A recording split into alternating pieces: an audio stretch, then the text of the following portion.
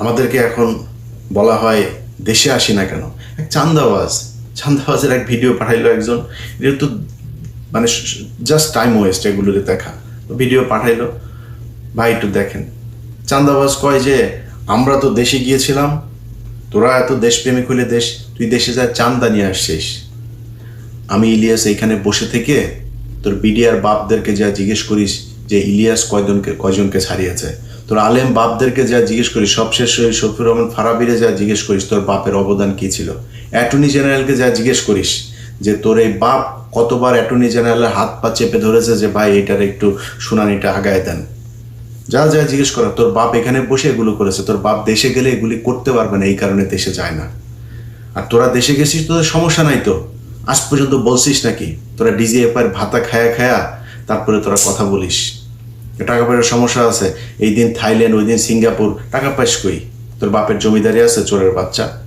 এগুলি আমরা বুঝি না কিছু, ওরা এসে আমাদের বোঝায়।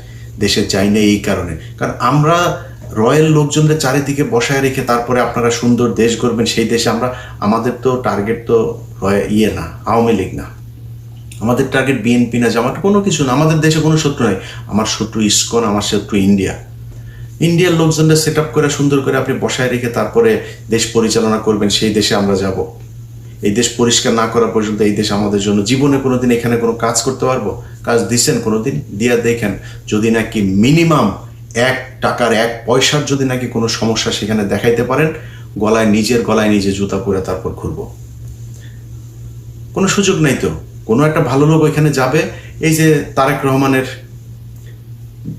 মামলার যে রায় দেওয়ার জন্য তারে মাথায় পিস্তল ধরা হইল, তার স্ত্রীর সাথে শেষ দেখাটা পর্যন্ত করতে পারে নাই।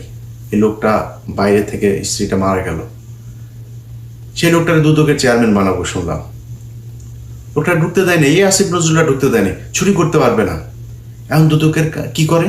দুদক কোথায় কোন উল্টায় ফেলছে আমার একটু বলেন তো? কোনো কিছু নাই, মাঝে মধ্যে দু একটা আওয়াজ দেয়, এটা নিয়ে তাদের বিশাল আকারের একটা দেখাচ্ছে। এই হচ্ছে গিয়া দেশের অবস্থা। এই দেশে আমরা যাব, যাই কি করব?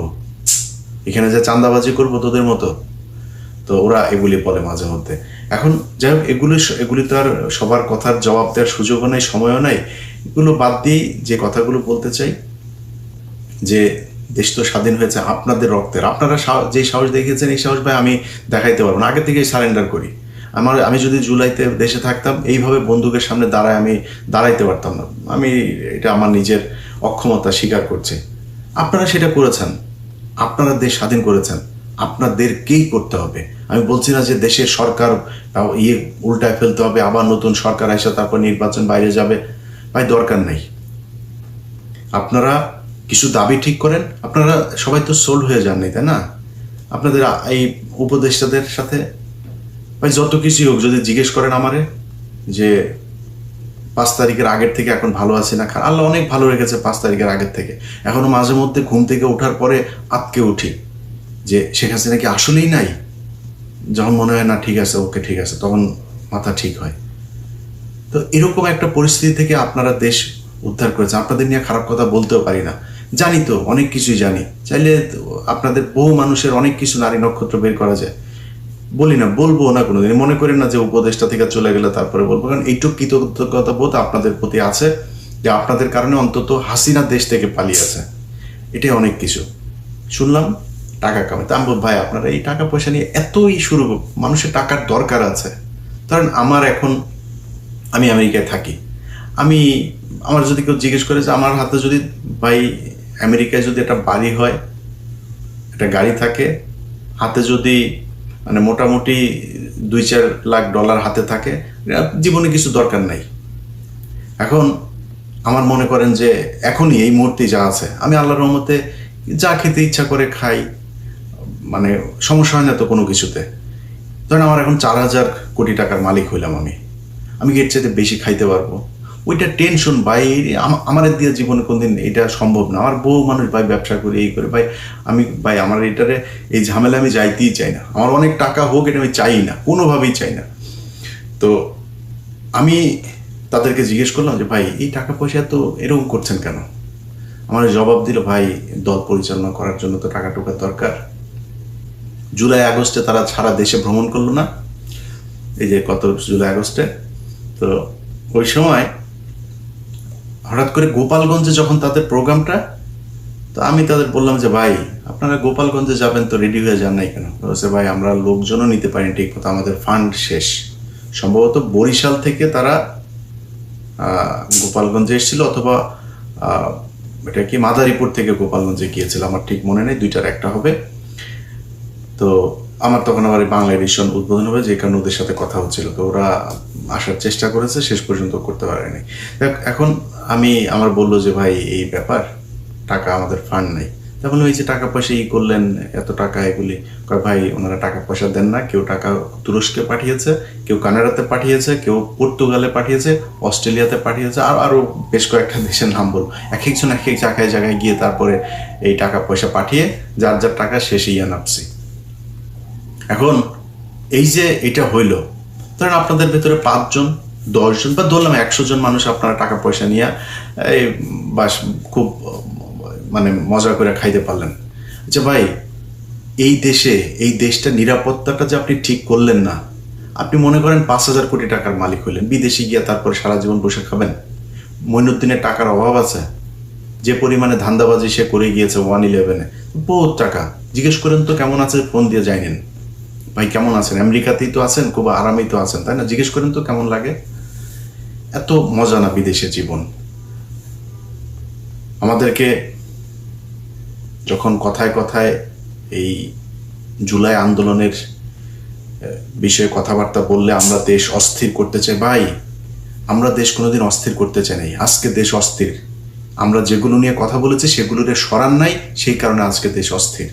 এই যে স্বরাষ্ট্র উপদেষ্টা, এ হলো ওয়াকারের সাথে প্রতিদিন তার আপডেট জানায়, কি হবে কালকে, কি করতে হবে, কোন ওসিরে। ওই দিন এক পুলিশের অফিসারের সাথে কথা হচ্ছে, অফিসার কয় যে ভাই বাথরুমে যাই, বাথরুমে যাওয়ার পরে আবার ফিরে এসে চেয়ারটা পাবো কিনা, এটা মানে মনের ভিতরে একটা ভয় থাকে, বাথরুম থেকে বের হওয়ার পরে চেয়ার নাই হয়ে যেতে পারে।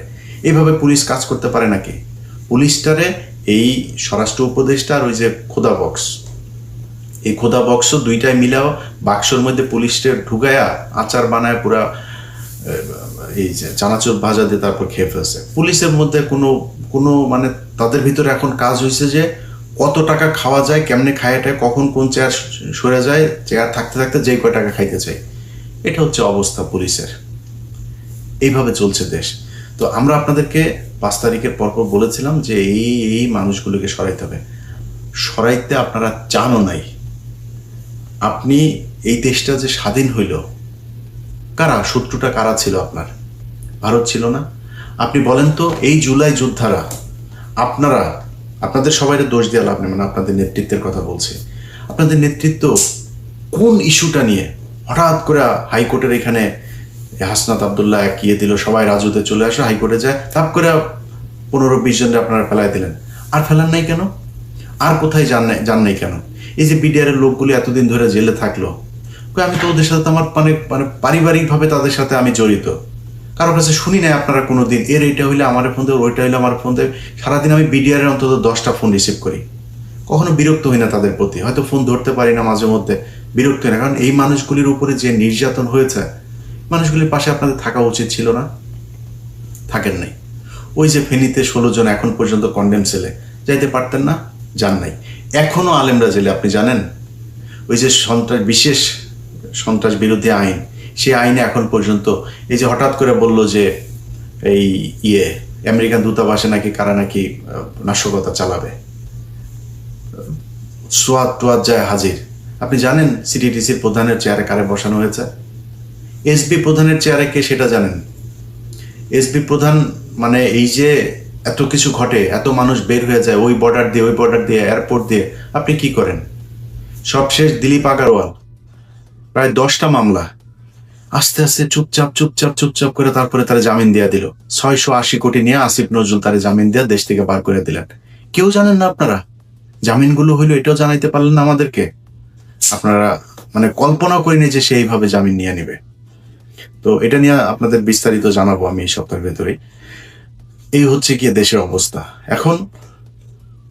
ভাই আপনাদেরকে নিয়ে যত সমালোচনা করি, সমালোচনার পরে একটা জিনিস আমারে বলতে হবে যে আপনাদের ভিতরে সবাই অমানুষ না, সবাই স্বার্থের জন্য বন্দুকের সামনে দাঁড়ান নাই। আপনাদেরকে এক হইতে হবে, দাবি জানাইতে হবে, এই এই এই এই জায়গা আমাদের ঠিক করতে হবে। এই জায়গা যদি ঠিক না করে সরকার, আবার দাঁড়াইতে হবে। এরা চুরি করে করে, এরা সব ভদ্র শয়তানের মতো করে আমাদেরকে মাঝে মধ্যে সরকারের থেকে খুব ঊর্ধ্বতন, একদম সরকারের সর্বোচ্চ লেভেলের একজন, গত জুন মাসে আমার সাথে তার একটা মিটিং হইলো, তো সে আমারে কাজ দিল। কাজ হয়েছে আগস্টের 5 তারিখ থেকে আগস্টের 15 তারিখের মধ্যে ওয়াকারকে ফেলে দেওয়া হবে। তো খুব জোর প্রচেষ্টা চালাইতে হবে ইলিয়াস ভাই। চালাইলাম, কই ফালাইলেন না তো, ওয়াকারে তো আপনার সরাইলেন না। আচ্ছা সরাই, সে আবার ওই সময় বলছিল যে ইলিয়াস ভাই আপনাদের হেল্প লাগবে, আপনারা একটু সোশ্যাল মিডিয়াতে এটার ব্যাপারে একটা জনমত গঠন করেন। ওয়াকারের ব্যাপারে জনমত গঠন করা শেষ, ওয়াকারে আপনার ফেলতে হয়। সে বলছিল যে অনেক ইফ বাট এগুলো থাকবে, এটা করা যাবে কিনা, বাট একটা চেষ্টা তারা করেছিল, করতে পারেন নাই। আচ্ছা ধরেন আমি সেনা প্রধানরে সরানো খুব কঠিন। আচ্ছা আপনার আশপাশে চোর বাটপাট দিয়ে ভরা, মানে সবাই জানে যে ওরা চুরি করে, তাদেরকে সরাইতে পারেন নাই। আমার একটা দেশ বলেন তো, মিডিল ইস্টের এই দেশের মানুষগুলোই তো কষ্ট করে, এদের কারণে এই যে আপনি এখন রিজার্ভ না, শহরের বাচ্চারা তোরা সব কয়টা টাকা করছিস, পাচার করছিস। এই গত 1 বছরে শেখ হাসিনার সময়ের যে কোনো সময়ের চাইতে বেশি টাকা পাচার হয়েছে গত 1 বছরে। তোরা যে পাচার, এই যে সবশেষ দিলীপ আগারওয়ালার যে টাকা পাচার হইলো না, এই টাকাও পাচার করেছে আমাদের চুয়াডাঙ্গার টরিক, ওর মাধ্যমে ওর সিঙ্গাপুরের ব্যবসা ওগুলি দেখায়, ওইখানে টাকা ভাগাভাগি হয়েছে। পাচার করলি, প্রতিটা উপদেষ্টা টাকা পাচার করেছে। ওরা কয় আমাদের সেফ এক্সিট লাগবে না, সেফ এক্সিট, তোরা সেফ এক্সিট কই নিয়ে দিবে, তুই কই যাবি? ডিম একজনের মাথার উপরে তো গেছে, দেখছিস না, ডিম পিছন দিয়া নিচে দিয়া ঢুকানো হবে।